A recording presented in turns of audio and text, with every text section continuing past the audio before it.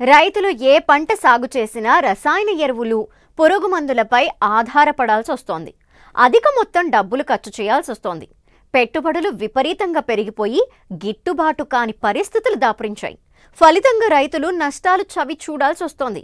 అందుకే పెట్టుబడి లేని ప్రకృతి వ్యవసాయం వైపు రైతులు దృష్టి సారించేలా వ్యవసాయ అధికారులు ప్రణాళికలు రూపొందించారు.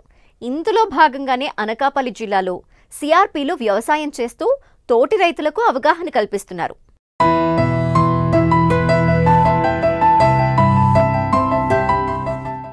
నత్తలు, మిత్రపురుగులు, వానపాముల వంటివి పంటకు ప్రాణాధారం. వాటిని వదిలేసి నేల తల్లికి, పర్యావరణానికి హాని చేసే ఎరువులు, పురుగుల మందులు రాజ్యమేలుతున్న కాలంలో ప్రకృతి వ్యవసాయాన్ని నమ్ముకుని రాణిస్తున్నారు చాలామంది రైతులు. ఈ కోవలోనే ఆంధ్రప్రదేశ్లో ప్రకృతి వ్యవసాయ విభాగంలో పనిచేసేవారు సైతం ఆయా ప్రాంతాలలో కొంత విస్తీర్ణంలో వ్యవసాయ భూములను కౌలుకు తీసుకుని ముందుగా వారు వ్యవసాయం చేస్తున్నారు. నాణ్యమైన దిగుబడులను తీసి ఆ తరువాత చుట్టుపక్కల ఉన్న రైతులను ప్రకృతి వ్యవసాయం వైపు నడిపిస్తున్నారు. ఇందులో భాగంగానే అనకాపల్లి జిల్లా కసింకోట మండలం అచ్చర్ల గ్రామంలో కొందరు ఐసీఆర్పీలు ప్రకృతి వ్యవసాయం చేస్తున్నారు.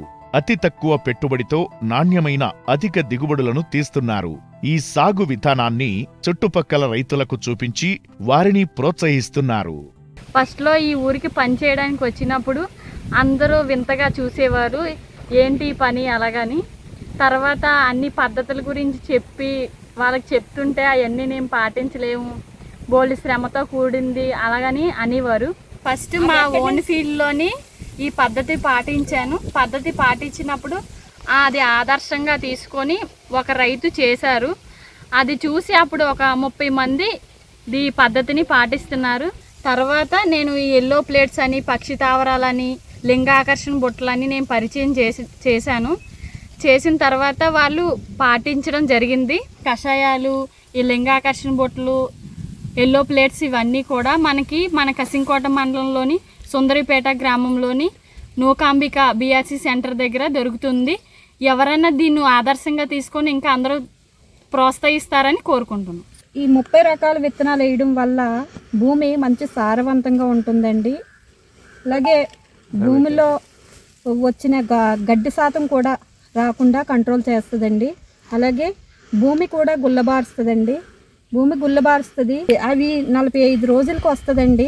45 రోజుల్లోనే పంట తీస్తామండి. నెక్స్ట్ ఆవులకి మేతగా వేస్తాము. భూమి సారవంతంగా ఉంటుంది, భూమి బలంగా ఉంటుంది, గొడ్డలు ఆరోగ్యంగా ఉంటాయండి.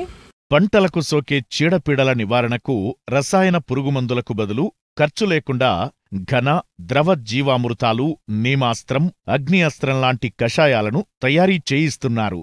పంటలకు హాని చేసే పురుగులు, కీటకాల నుండి పంటను కాపాడుకునేందుకు అతి తక్కువ ఖర్చుతో జిగురు అట్టలు, లింగాకర్షక బుట్టలు, పక్షి స్థావరాలను ఏర్పాటు చేస్తున్నారు. ప్రకృతి వ్యవసాయ విభాగం వారి తోడ్పాటుతో పాటు పెట్టుబడి కూడా ఆదా అవుతుండడంతో రైతులు క్రమంగా ప్రకృతి వ్యవసాయం వైపు మళ్లుతున్నారు. మేము ప్రధానంగా ఈ ఏరియాలో వరి పండిస్తూ ఉంటామండి. వరి పండించేటప్పుడు తీసుకోవాల్సిన సస్యరక్షణలు ఏంటంటే విత్తన శుద్ధి చేయాలి కంపల్సరీగా, తర్వాత నారు శుద్ధి చేయాలి. తర్వాత నారు శుద్ధి చేసిన తర్వాత నారు వేచే ముందు కొనలు తుంచాలి కంపల్సరీగా. కొనలు ఎందుకు తుంచాలంటే ఈ కీటకాలైన పురుగులు అనేవి గుడ్లు పెడతాయి. అవి కొనలు చివరిలోనే గుడ్లు పొదుగుతాయి. కాబట్టి మనం కొనలు చిరిమేస్తే ఆటోమేటిక్గా కొద్ది వరకు పంటని కాపాడుకోగలుగుతాం చీడపీడల నుంచి. అలాగే తర్వాత లైన్ సోయింగ్ కంపల్సరీ వేయాలి. లైన్ సోయింగ్ వేయడం వల్ల గాలి మనం వేసే నాట్లకి ఫ్రీగా తగులుతుంది. దానివల్ల ఏంటంటే చీడపీడలు కూడా తట్టుకునే శక్తి ఉంటుంది. మనం పక్షి స్థావరాలు అనేవి కంపల్సరీగా పెట్టుకోవాలి. పక్షి స్థావరాలు అంటే మనం అలా కంపలు పెట్టుకోవచ్చు, లేదంటే రెండు కట్టుకొని ఫ్లాట్లా తయారు చేసుకొని పెట్టుకుంటే వాటిలో పక్షులు వాళ్తూ ఉంటాయి. కొన్ని కీటకాలు, పురుగులు అనేవి మనకు కనబడవు. అటువంటి పక్షులు దాని మీద వాళ్తే పక్షులు ఏం చేస్తాయంటే వాళ్ళు తింటూ ఉంటాయి.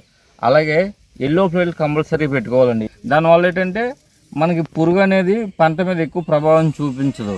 అలాగే గట్ల చుట్టూ కూడా మనం అనేది శుభ్రంగా గట్లు శుభ్రం చేసుకోవాలి. మెయిన్ ఏ తెగులు వచ్చినా ఫస్ట్ గట్ల నుంచి స్టార్ట్ అవుతుంది కాబట్టి గట్లు ఎప్పుడు కూడా శుభ్రంగా ఉంచుకోవాలి. 1 ఎకరం పొలంలో 8 బుట్టలు లింగాకర్షణ బుట్టలు పెట్టాలి. దానివల్ల ఏంటంటే అందులో న్యూర్ అనే ఒక అమర్చడం వల్ల ఈ పంటలో తిరిగే మగ పురుగు దానికి అట్రాక్ట్స్ అయ్యి ఆకర్షితమై ఆ బుట్టలో పడిపోతుంది. ఆటోమేటిక్గా మగ పురుగు అందులో పడిపోతే అదే సంతానోత్పత్తి అనేది జరగదు. అలాంటప్పుడు ఎన్ని ఆడ పురుగులు ఉన్నా సరే మనకి పంట మీద ఎటువంటి ప్రభావం కూడా చూపించదు.